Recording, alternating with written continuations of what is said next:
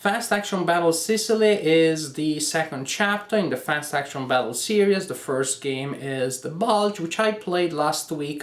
I enjoyed it per se, but my intention was also to play that game in preparation for this one, because this one is based on the same system, on the same core rules, but it is more complex. I wanted to get comfortable with the general system, the basic system, before I move on to all the extra things that are added in the Sicily game. And it is good that actually they are there, because all the new ideas that you have here really fit with the theme, really manage to portray the situation of the theme, which is the Allied invasion of Sicily in 1943.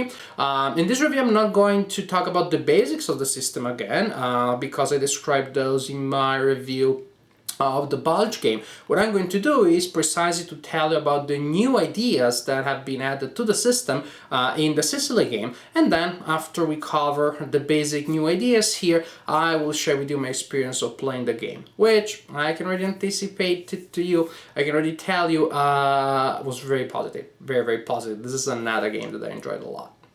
Here you see the map for the game. It is printed on paper, and here I placed it under a piece of plexiglass, which explains this strange discoloration here. It is not discoloration on the map, it is simply light that is coming in and is reflected by the plexiglass. Here you have the map of Sicily divided in areas, similarly to what happens in the map of the Bulge game. Only Axis units are on the island at the beginning of the game. You have some German units, which are gray, Italian Tried units, which are orange and are facing the Axis player at the beginning of the game, and then you have a lot of Italian untried units which are shuffled and placed on the board face down. No player knows exactly how good they are. Let me tell you, you know that they're not that good, but some of them are better. You just do not know where those are, because those units are still untried. They will be revealed during combat, and there are specific ways of handling how tried and untried units behave in the game. We'll talk about that later. The coast of Sicily is surrounded, for the most part, by landing boxes representing the possible landing sites where the LA player will attack, and those are divided in landing areas of the area B, A, and D.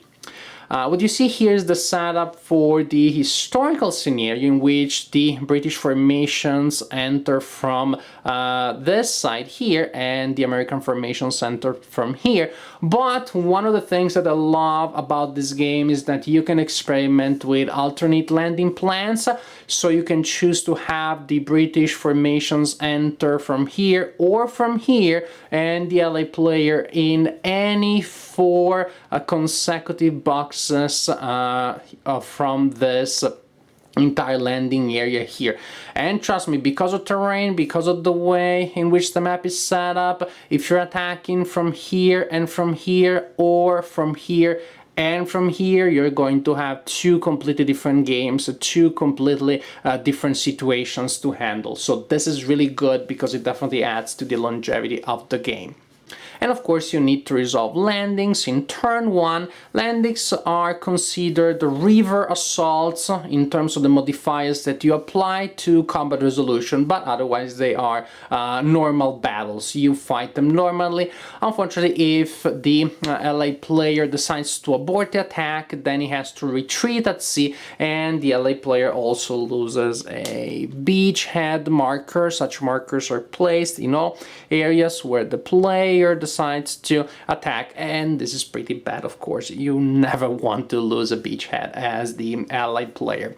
The LA player also has airborne units that can be dropped on the map in turn 1. Those units, however, must be dropped adjacent to at least 2 areas that already contained Allied units, and the airborne units can start combat in the turn in which they're dropped, but in that case they have to be the leading unit of the attack.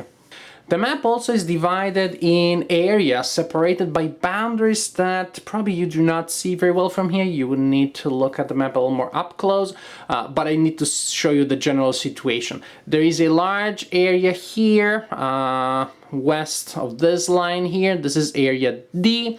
Here you have area A, which pretty much goes like this. Then we have area B, and up there area C.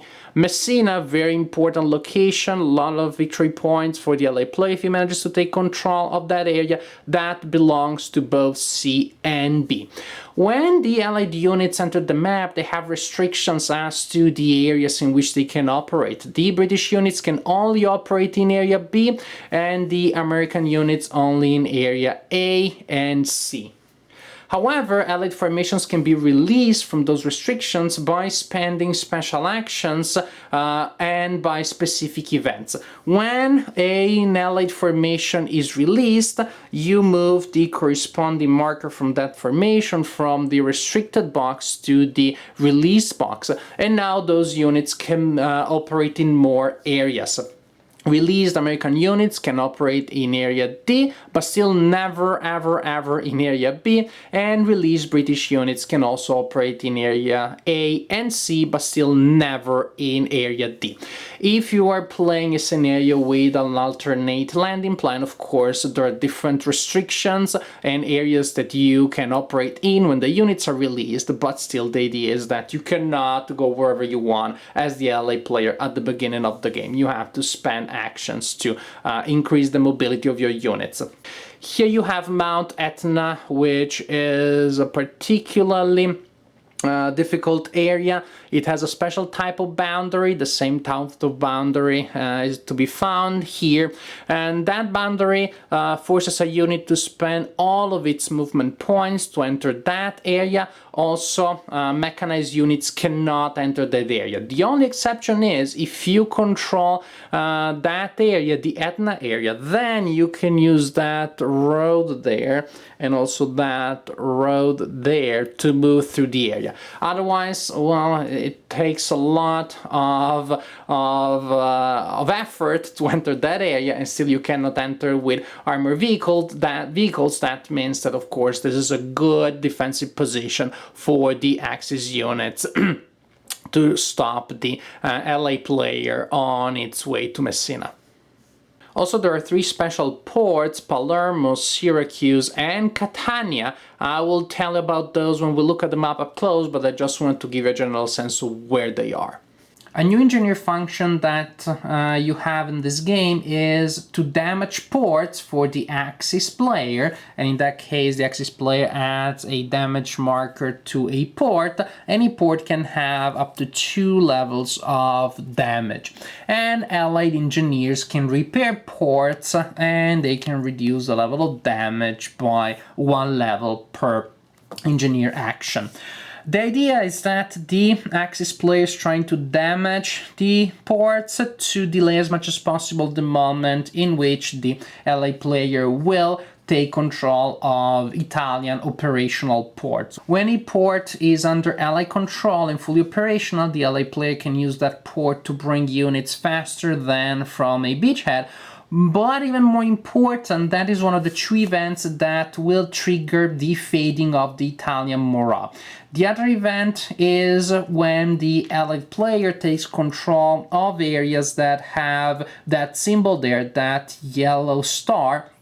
When one of the 2 happens, the Allied player can pick up one of these cheats here, the Fading Italian Morale cheat, and adds it to the selection cup. When later this cheat is drawn, it can be added to another track on the board, and that track indicates the level of Italian morale loss, which can be 0 at the beginning of the game, 1, 2, or 3, once all of these cheats have been removed from this area and added to that other track after having been in the in the Selection Cup. For each level of Italian morale loss, there are penalties that Italian units will have to suffer, and here you have a very good table that acts as a reminder to tell you what are the restrictions. We can also talk about untried units, as we are here.